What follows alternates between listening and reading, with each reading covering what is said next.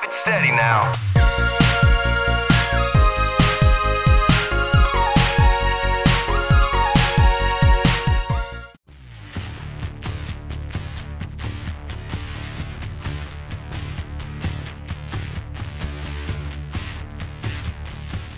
Sometimes, timing can be everything for a game launch, and catching gamers at the right moment is often crucial to a game becoming successful.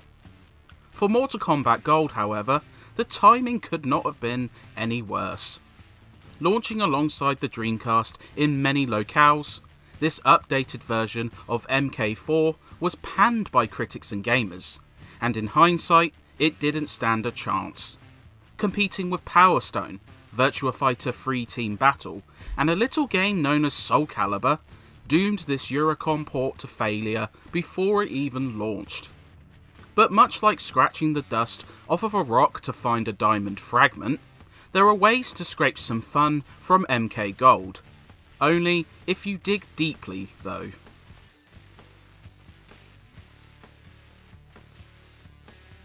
Things are uneasy on the surface.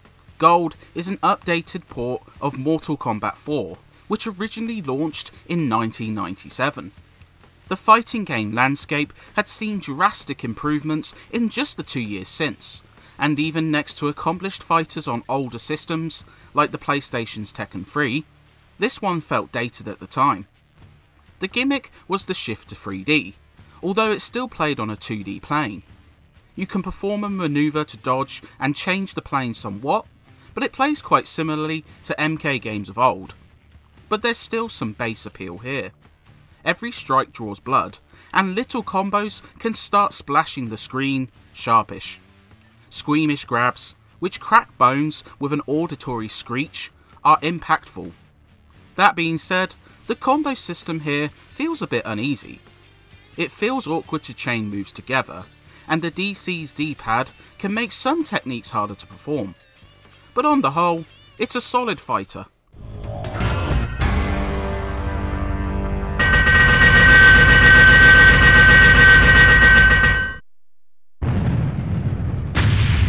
Cyrax wins. Fatality.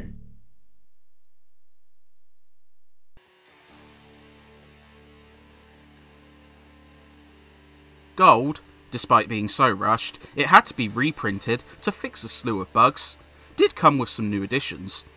Along with everyone featured in MK4, Eurocom would add 6 additional characters to bulk up the roster. These include Mileena, Kung Lao, and both Sector and Cyrax, though the former is hidden. It's nice to see some returns here, but the new additions don't feel dynamic, aside from some special moves and new fatalities. There are also 4 new stages, which all have a creepy ambience to them, especially the church with its harmonic auditory accompaniment. Though hardly technically impressive, more stage variety is nice, though some extra stage fatalities would have been welcome. Lastly, to complement the weapon system added to the arcade release, you can select weapons when choosing your fighter, which is a superficial addition.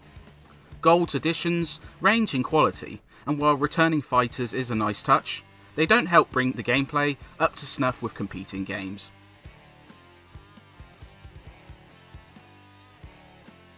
Failing to take advantage of the 128-bit system, Mortal Kombat Gold looks cleaner than the other versions of MK4, but dated even at the Dreamcast's launch.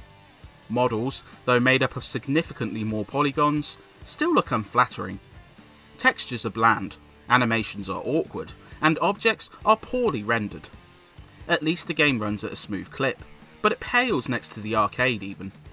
The sound isn't much cleaner, as while the clips and hits you expect from the series are definitely intact, it rings compressed and crunched, as if they were yanked straight from the older systems.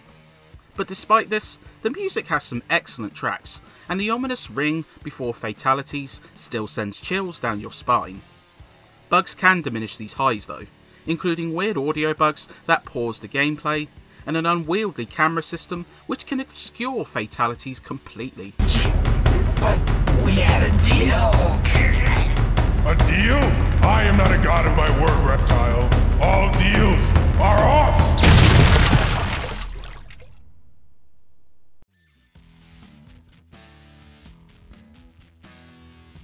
It sounds like Mortal Kombat Gold is a write-off, but there's still fun to be had if you persevere.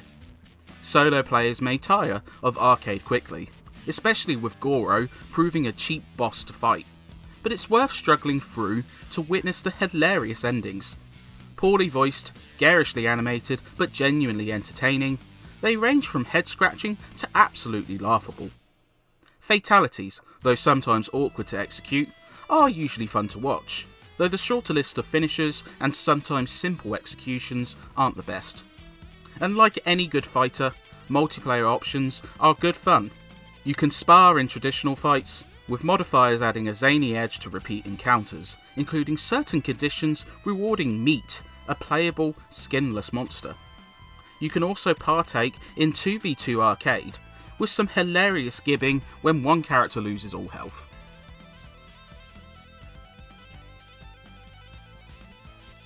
Mortal Kombat Gold, due to stiff competition and a lack of meaningful updates, would prove dead on arrival when launching alongside the Dreamcast.